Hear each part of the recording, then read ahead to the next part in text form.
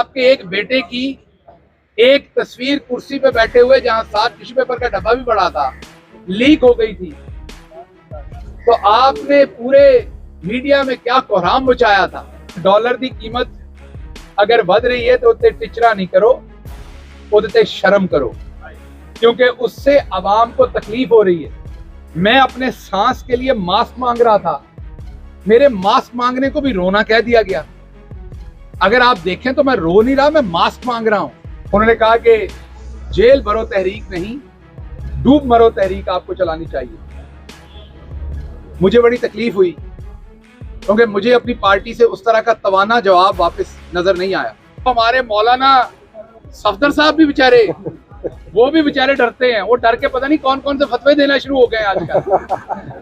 अब मेरी मिन्नत है कौम से कि उनके फतवों पे चलते हुए काम शुरू ना कर दीजिएगा, क्योंकि उस काम की जो बाद में नतीजे निकलने वो मुल्क के लिए बड़े खतरनाक होने हैं। आस्तीन के सांप हो या आस्तीन के न्योले हों, मुझे इससे कोई फर्क नहीं पड़ता। आप नाम क्यों नहीं ले रहे आस्तीनों का? सांप बार बार कल से कह रहे हैं, आप बताएं लोगों को कौन आस्तीन के सांप, ताकि लोग बाइकआउट करें। मैं इसलिए नाम नहीं ले रहा कि अभी ये मेरे पार्टी के फायदे में नहीं है। जब मेरी पार्टी के फायदे में होगा तो उनके मैं नाम जरूर लूंगा, जानबूझ के नहीं। मंडेला की मिसालें दी थी अपने ऊपर। कुछ लोगों ने कहा था कि हम नेल्सन मंडेला हैं, हम जेल जा रहे हैं। बाद में वो आप फवाद चौधरी की बात कर रहे हो, मेरा दोस्त है, मेरा भाई है। और फवाद चौधरी ने जो है जिस तरह की तुसी आवाम हो वो जिहा तो नेल्सन मंडेला लभना है, जिहो जिहा तुहाडियां करतूतां ने नेल्सन मंडेला भी वो जिहा ही होना है। ते साडे फवाद भरा नूं नेल्सन मंडेला एक्सेप्ट कर लो। ਇਹ ਆਸਤੀਨਾਂ ਦੇ सांपां ਨੂੰ मेरे भरा नाल तशबीह ना दिओ, he is my brother.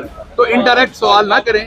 Fawad साहब ने जेल काटी है, उनका एहतराम करें, उन्होंने पार्टी के लिए जेल काटी है।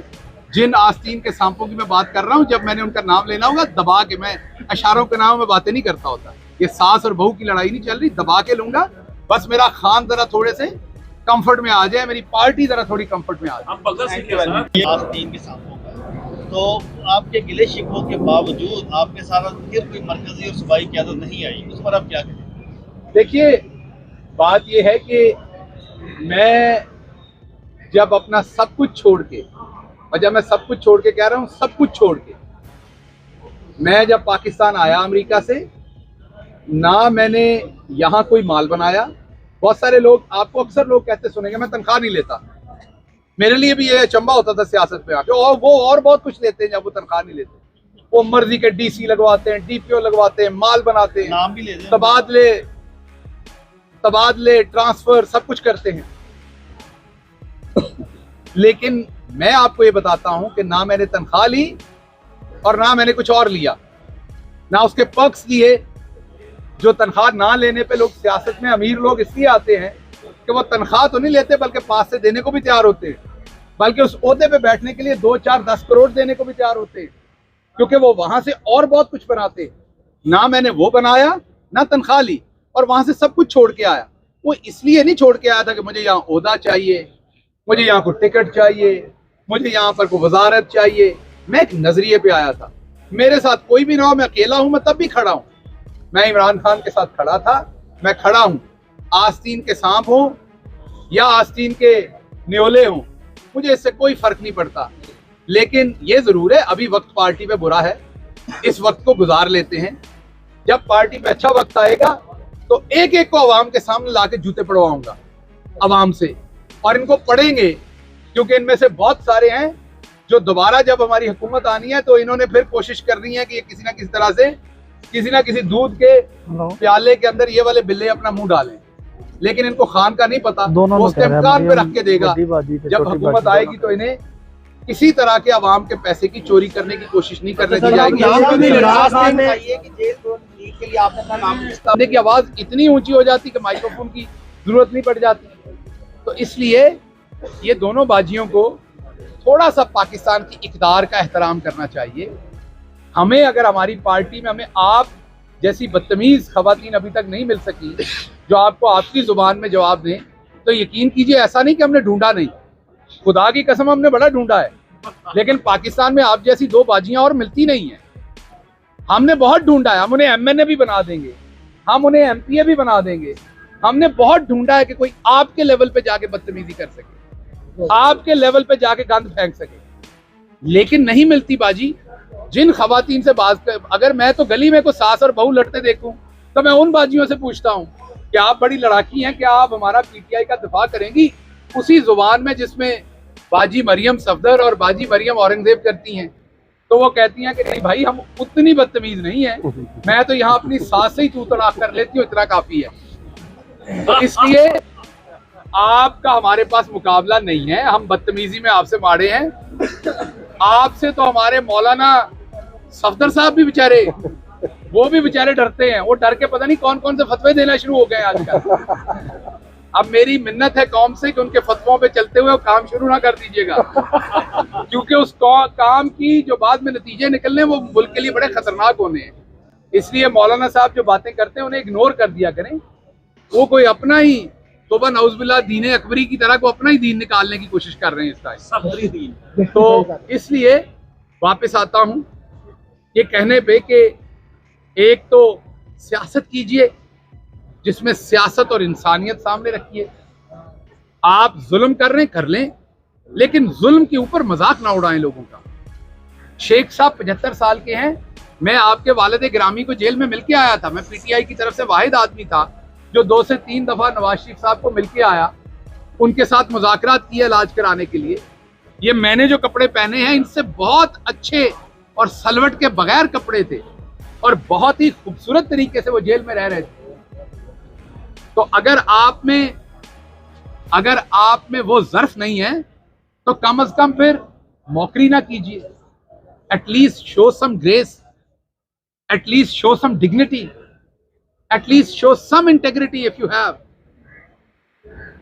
and even if you don't have, then it is even needed more कि आप चुप रहें, कुछ भरम रहने दें सोसाइटी के अंदर।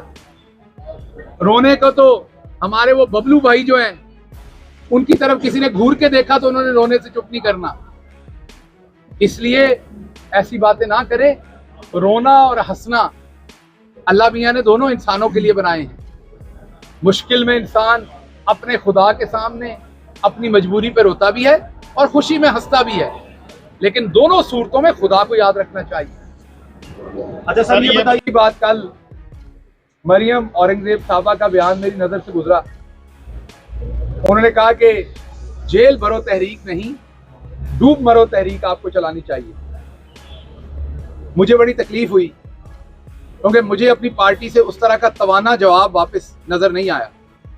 मेरी मुसीबत यह है कि एक तो आप लोग मुझे चलाते नहीं है टीवी पे, मेरे पे पाबंदी है, मुझे ब्लैकआउट किया हुआ है, और दूसरा ये कि मैं इतने सारे केसों में उलझा हुआ हूँ कि 2 दर्जन के करीब केसेस हैं कि उन्हीं में वकला को मिलते हुए अपने मामला इस शहर से उस शहर में सफर करते हुए वक्त नहीं लगता। तो अब मुझे समझ आ रही है कि मुझे क्यों उलझाया गया है, मुझे इतने केसेस में क्यों उलझाया गया, मैं ही इतना बड़ा गब्बर सिंह मुझे क्यों बना दिया गया है। और उसकी वजह यह है ताकि इमरान खान का दिफा ना हो सके, पाकिस्तान तहरीक इंसाफ का उस तरीके से दिफा ना हो सके। मसलन कल जब मैंने वो स्टेटमेंट देखी तो मुझे बहुत अफसोस भी हुआ, दुख भी हुआ।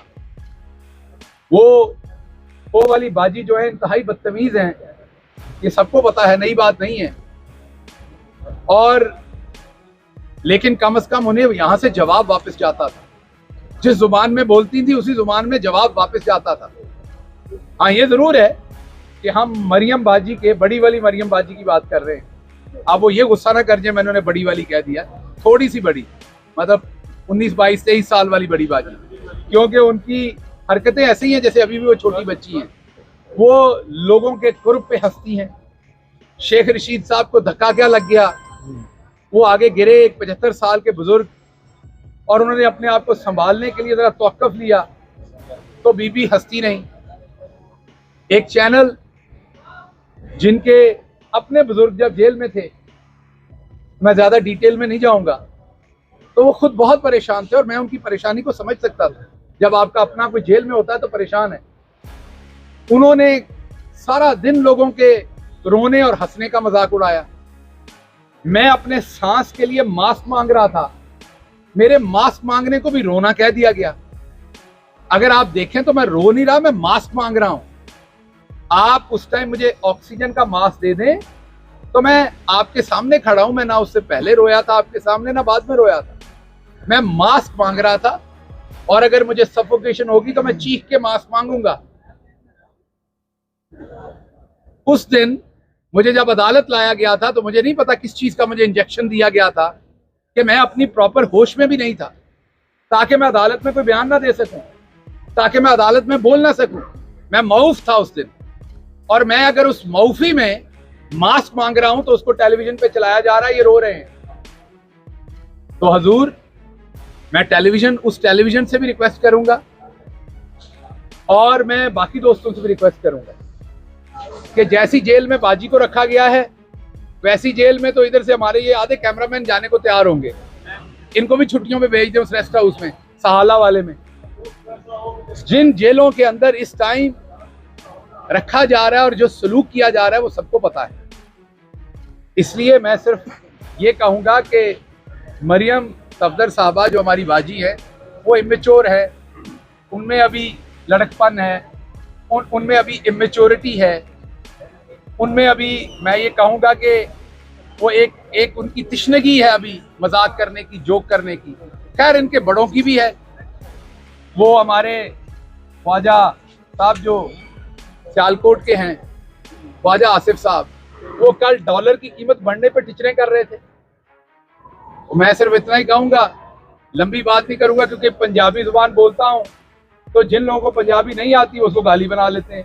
कह देता हूँ कि पंजाबी में इस लफ्ज़ को ये कहते हैं, तो वो 2-2 साल उसको गाली बना के इस्तेमाल करते हैं। इसलिए मैं उससे मत नहीं जाऊँगा, लेकिन सिर्फ इतनी बात कहूँगा ख्वाजा साहब के लिए कि आपकी हालत उस बेशरम की है जिसके कहीं पर एक पौधा होगा, पंजाबी जैसे उन्होंने रुख कहने हैं, ते अगली गल मेरा ख्याल ख्वाजा साहब को पता है।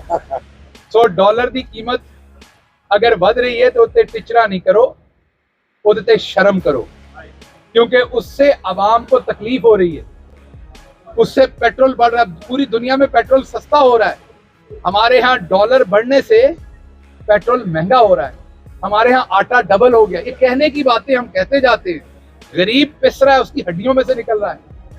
अब लोग जी नहीं पा रहे, तो इसलिए टिचरे नहीं करें, कर सकते हैं तो शर्म करें, और अगर आप ये भी नहीं कर सकते तो फिर खामोशी इख्तियार करें। ये ना हो कि अवाम इलेक्शन से पहले ही आपका सियासी मुहासबा करे।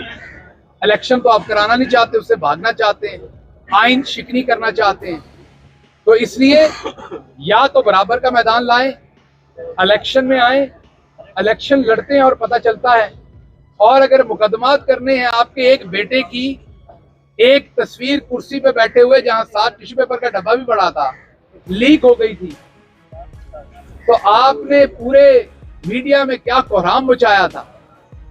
हमारे मीडिया में भी ऐसे ही लगा था जैसे अल्लाह माफ करे कोई करबला के जैसी कोई चीज हो गई है।